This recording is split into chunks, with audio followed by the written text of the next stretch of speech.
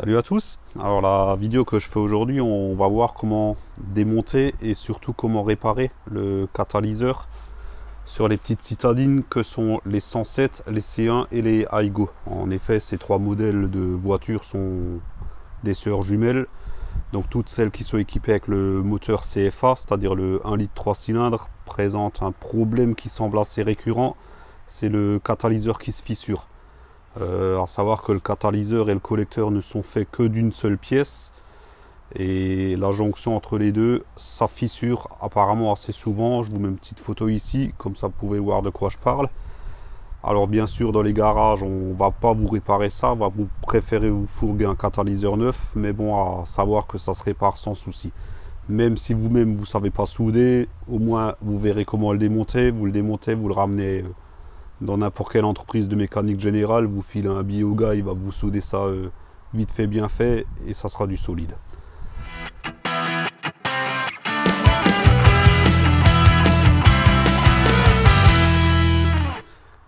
Alors avant de commencer, comme on va déposer le catalyseur qui est accroché au collecteur, prévoyez quand même un joint de collecteur neuf, ainsi qu'un joint d'échappement. Donc ça c'est le joint qui est en fait entre le catalyseur et la ligne d'échappement. Ces deux joints là, vous les trouverez en concession ou n'importe où ailleurs. Ça vaut moins de 20 €. Donc à ce prix là, il ne faut pas se priver. C'est toujours mieux que de remettre les vieux joints. Surtout pour le joint collecteur qui lui sera de toute façon écrasé. Alors pour déposer le catalyseur, c'est pareil. On pourrait s'amuser à passer par au-dessus, par en dessous. Mais vu l'accessibilité, moi je préfère déposer le bouclier. Ça prend 5-10 minutes et puis ça va quand même faciliter la tâche. Donc on va commencer par ça. Donc le bouclier lui tient au-dessus, il y a 3 vis et un clip ici. Donc on va commencer par ça.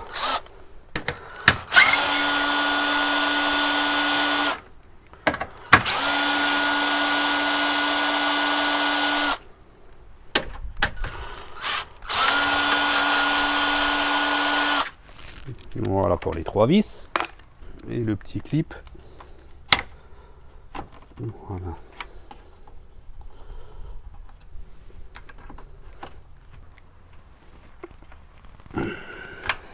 Voilà, ça c'est fait.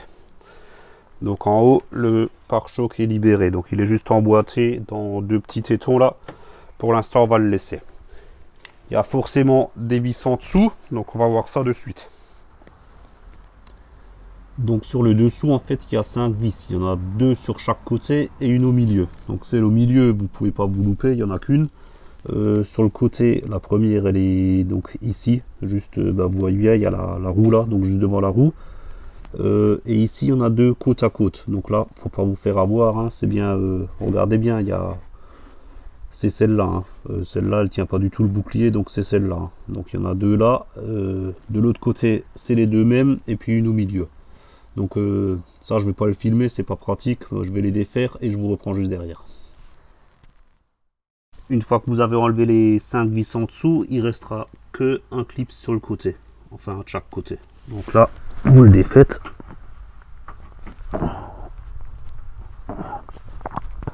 Voilà. Et à partir de là, on peut déboîter le bouclier. Donc sur le côté, il suffit juste de tirer dessus. Il est un petit peu clippé, mais en tirant dessus, ça vient bien. Voilà. On va l'enlever entièrement. Donc pour finir de déboîter le bouclier, vous tirez dessus, vous l'enlevez des petits tétons au-dessus. Et il s'agit de le dégrafer du côté. Voilà. Et là, on peut l'enlever.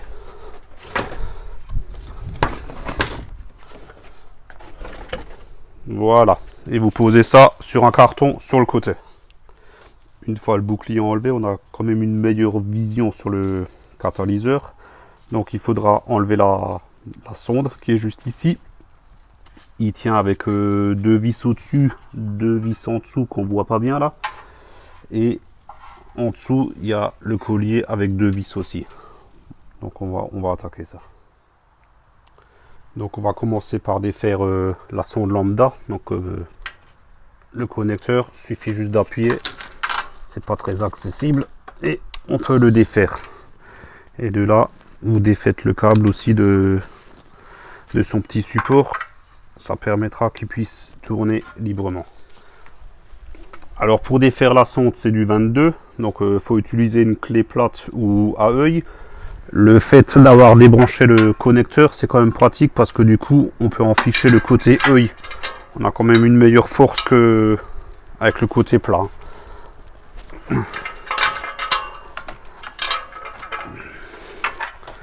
Faites quand même attention au câble, histoire de ne pas infliger de torsion dessus.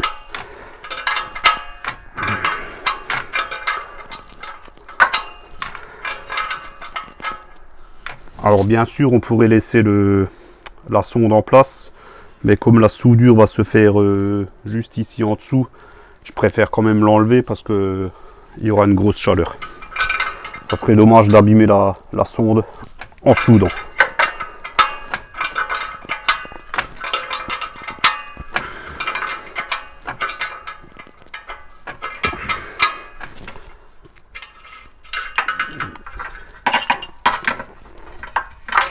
Et voilà.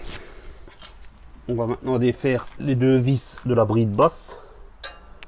Donc là, c'est du 14.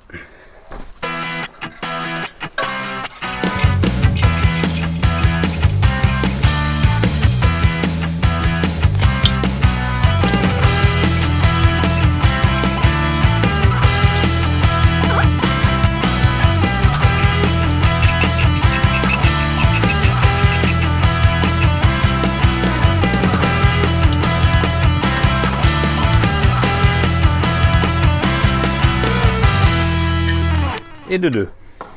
Et là, on peut déboîter le pot.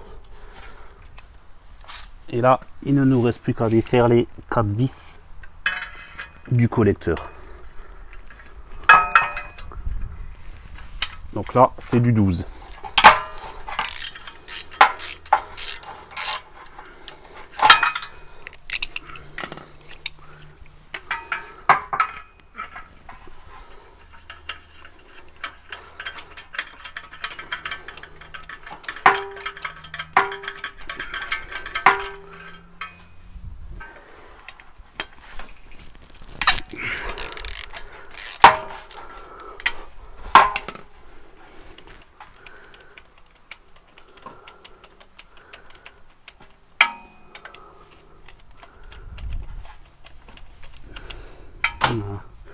C'est pareil, en fait, elle reste en place. Ah ben non, c'est bon. En fait, c'est juste un écrou. Donc, juste comme ça, en dessous, c'est des écrous. Et au-dessus, à première vue, ça a l'air d'être des vis. Est-ce que j'arrive à l'attraper?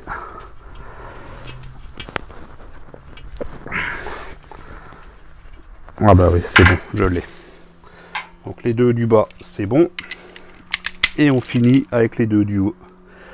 Je vais d'abord enlever celle sur le côté pour finir par celle du milieu.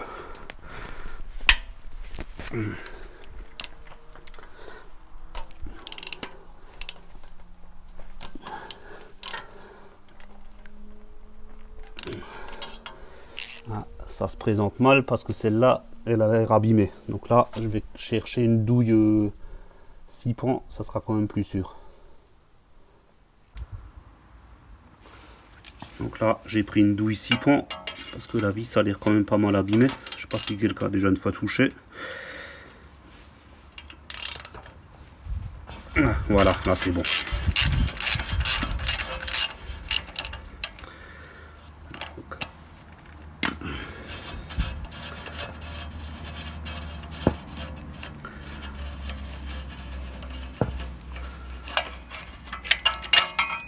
Voilà. Donc ouais, la vis est un peu abîmée. Donc j'en mettrai une neuve au remontage. Et on finit par la dernière. Donc ouais, si vous faites ça, prévoyez quand même une douille 6 pans, puisque avec la chaleur, les vis sont quand même relativement grippées. Et pour peu qu'elles soient un petit peu abîmées, avec une douille 12 pans, vous avez vite fait de foirer la tête de vis.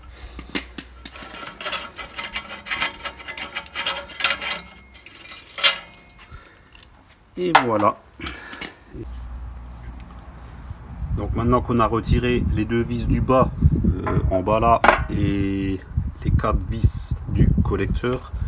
Il reste une dernière patte qui est juste ici. Et en fait, c'est difficile de vous montrer. Par en dessous, non, j'arrive pas non plus. Enfin, vous le verrez, hein, c'est sur. Hop, je vais essayer avec un tournevis. Ouais, voilà. Juste là. Il reste une patte avec une vis. Donc, elle est à défaire là en bas. Donc, ça, je vais avoir du mal à le filmer, donc je vais défaire cette vis et après on pourra déposer le catalyseur. Vous verrez pas grand chose, mais au moins vous pourrez situer à peu près la vis, hein, donc elle est à peu près vers le bas du catalyseur.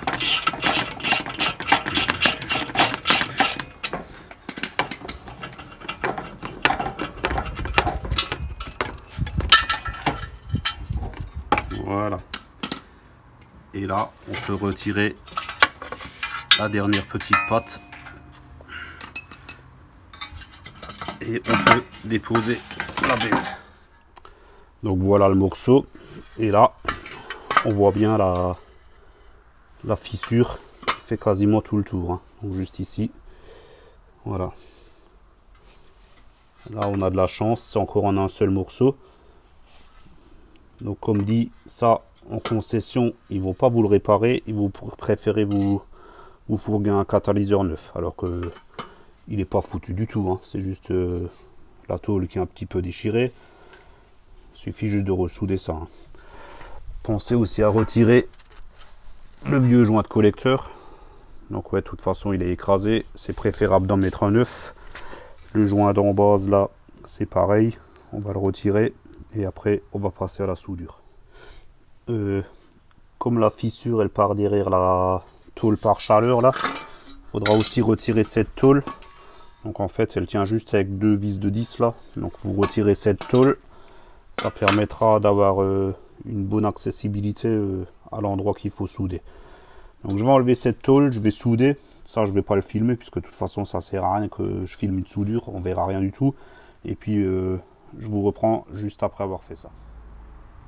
Bon bah ça y est, j'ai fini ma soudure. Donc j'ai fait un cordon sur toute la fissure. Donc pour ceux que ça intéresse, j'ai soudé avec un post inverter avec des électrodes de 1,6 à 25 ampères. La fissure remontait ici un petit peu vers le collecteur, donc elle partait de là, elle faisait tout le tour, et comme ici pareil de l'autre côté. Par mesure de sécurité, j'ai quand même mis un cordon de soudure en fait sur tout le tour, histoire de renforcer tout ça, hein. Donc là c'est du solide, c'est reparti. Je vais laisser refroidir un petit peu, je vais traiter avec de la peinture haute température histoire que ça rouille pas. En attendant, je vais aussi avec ma Dremel et puis une brosse souple nettoyer le plan de joint du collecteur histoire d'avoir une bonne étanchéité en mettant le joint neuf. Donc je fais tout ça et puis on se retrouve pour le remontage. Bon bah ça y est, c'est fini. J'ai protégé ma soudure avec de la peinture haute température. J'ai déjà remonté la tôle par chaleur. J'ai bien sûr mis le joint d'en base neuf ici. J'ai aussi nettoyé le plan de joint pour le collecteur. On va déjà mettre le joint neuf. Voilà. Et il ne reste plus qu'à remonter le catalyseur. Alors pour le remontage, c'est comme pour le démontage, en sens inverse. Donc on le présente. On le met en place. Voilà. Alors je vais commencer par la petite patte sur le côté.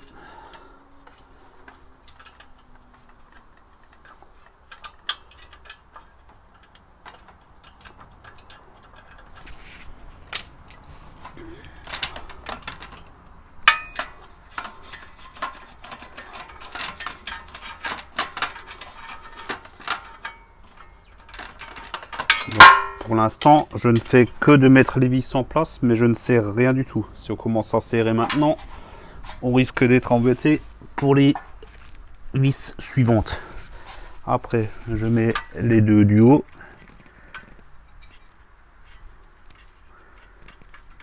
Voilà. Et de une. Pareil, je la laisse légèrement desserrer. La deuxième.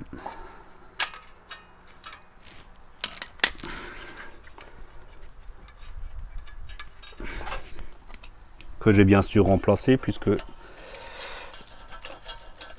celle d'origine a foiré au démontage. Perdu ma douille, voilà. Et maintenant, les deux du bas qui sont juste des boulons un peu plus galères. Je vais essayer en y mettant directement sur la douille.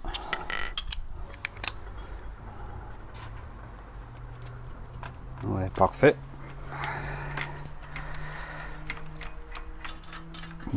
Donc pareil, je ne fais que de la mettre en contact. Et puis la dernière qui est sans doute la plus chiante. Parce qu'on ne la voit pas très bien. Et là, elle a pris, c'est bon.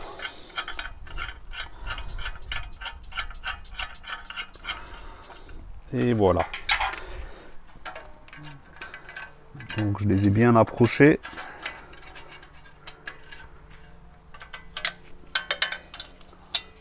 Voilà. Maintenant, je mets les deux du bas.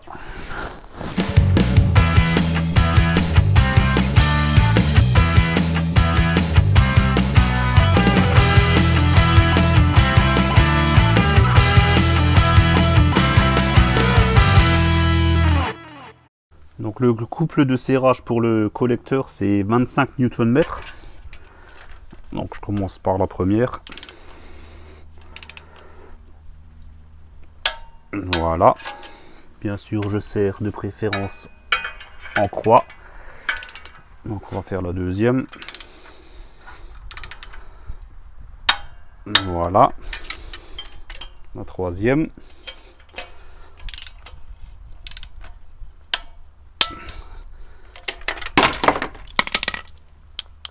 Oups. Et la dernière.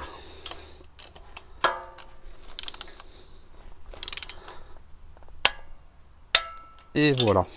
C'est pas un serrage très fort. Hein.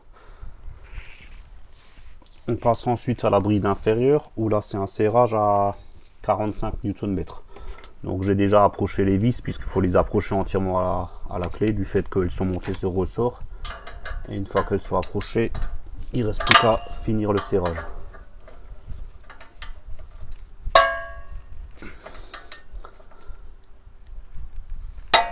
Voilà, et de une.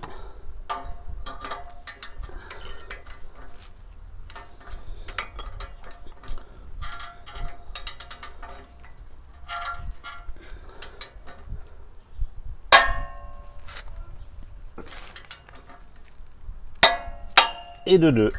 Et voilà. Il ne nous reste plus qu'à finir avec la pâte sur le côté. Qu'on finit de serrer.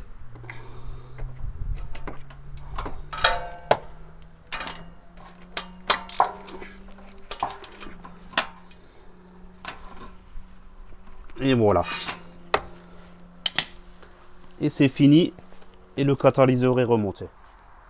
Il ne nous reste plus qu'à finir en remettant la sonde. Bon, je mets quand même un peu de graisse céramique dessus. Donc c'est de la graisse qui résiste à 1200 degrés. Ça facilitera un futur démontage. Et on la revisse.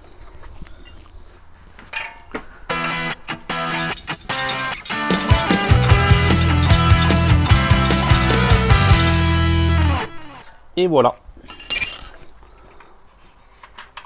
On passe le câble dans la petite pince qui permet de le maintenir. Voilà.